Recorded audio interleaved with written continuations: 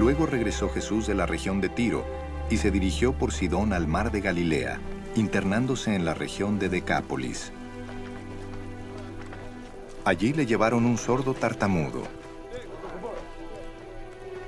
y le suplicaban que pusiera la mano sobre él.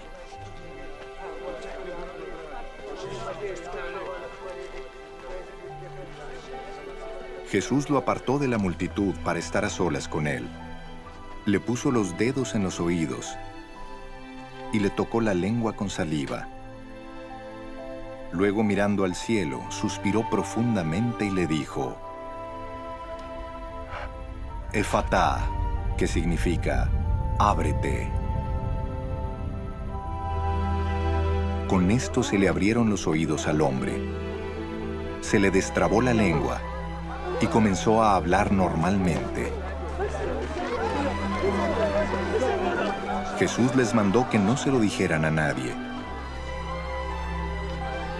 Pero cuanto más se lo prohibía, tanto más lo seguían propagando. La gente estaba sumamente asombrada y decía: todo lo hace bien. Hasta hace oír a los sordos y hablar a los mudos. Este relato comienza describiendo lo que a primera vista es un viaje sorprendente. Jesús estaba yendo de Tiro al territorio que le rodeaba el mar de Galilea. Es decir, iba a Tiro en el norte, a Galilea en el sur. Y según el relato, primero se dirigió a Sidón, es decir, partió hacia el sur y luego dirigiéndose al norte. Es muy probable que este viaje no habría durado menos de 8 meses. Bien puede ser que este largo viaje fuera la paz que antecede a la tormenta, la prolongada comunión con los discípulos antes que estallara la tempestad final. Precisamente en el capítulo siguiente, Pedro hace el gran descubrimiento de que Jesús es el Cristo, según Marcos 8. Bien puede ser que en esta larga y solitaria temporada juntos, esa impresión se tornara en una certidumbre en el corazón de Pedro. Jesús necesitaba ese largo lapso con sus hombres antes que la tempestad y la tensión final llegase eminentemente. Cuando estuvo de vuelta en las regiones de Galilea, Jesús entró al distrito de Decápolis y allí le trajeron a un hombre sordo y tartamudo. Indudablemente las dos cosas iban juntas. La dificultad para oír era lo que hacía que este hombre no pudiera hablar bien. No hay un milagro que muestre tan bellamente como este de la manera en que trata Jesús a las personas. Jesús llevó al hombre a solas, aparte de la multitud. Mostró así la más tierna consideración. Las personas sordas siempre se sienten un poco confundidas. En cierto sentido, es más molesto ser sordo que ser ciego.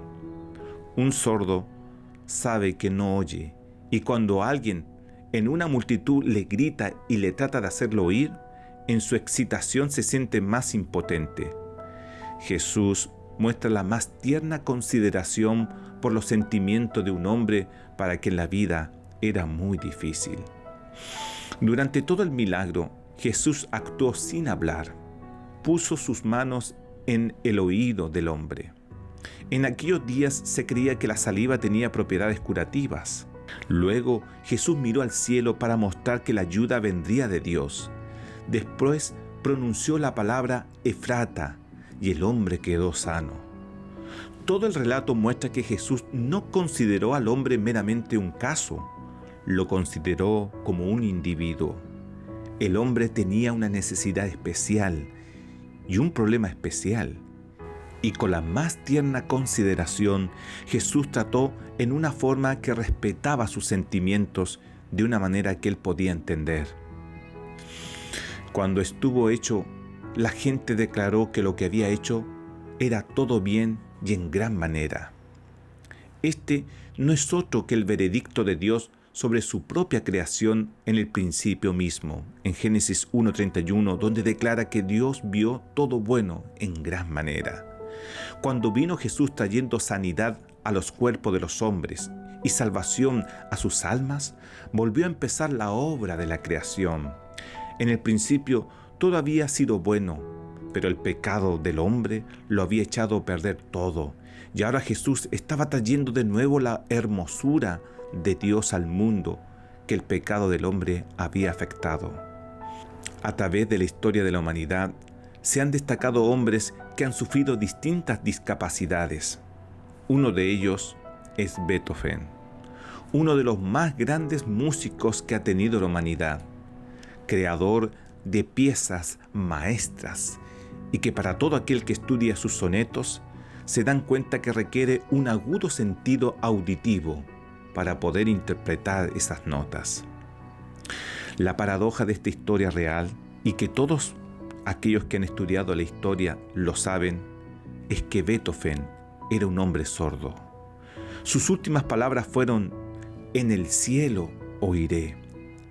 Él esperaba restauración de su oído en el día en que el Señor vuelva por segunda vez. Querido amigo, a no ser que escuchemos espiritualmente las palabras de Dios en la tierra, nunca lo oiremos también en el cielo.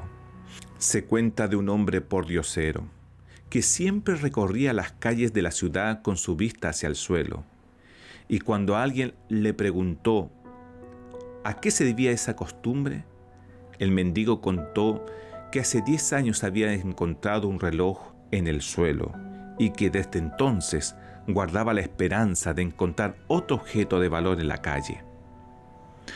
Le preguntaron: ¿y qué cosa ha encontrado?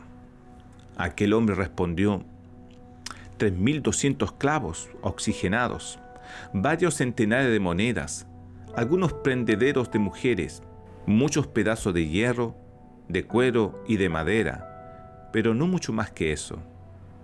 10 años mirando hacia abajo para encontrar objetos de tan poco valor. Muchas personas son como este. Dejan de ver la luz para ver su propia sombra. Nunca alcanzan a observar la belleza de la vida. No ven las estrellas, no miran las nubes, ni la copa de los árboles. Viven mirando y recogiendo desperdicios sin provecho alguno. Querido amigo, la actitud de este pobre hombre ilustra adecuadamente la conducta errada de quienes codician las míseras migajas de la vida sin Dios, en lugar de buscar verdaderamente la riqueza espiritual que solamente proviene del Altísimo. Amigo, el oído espiritual es la sensibilidad que tú puedes tener a la voz de Dios. Y Dios tiene el poder de restaurar ese oído, tal vez sordo, por tanta bulla que nos confunden. Hoy más que nunca necesitamos escuchar la voz dulce de un Dios bendito que quiere ser lo mejor para nosotros, y lo mejor para nosotros es la salvación. Que Dios te bendiga en este día.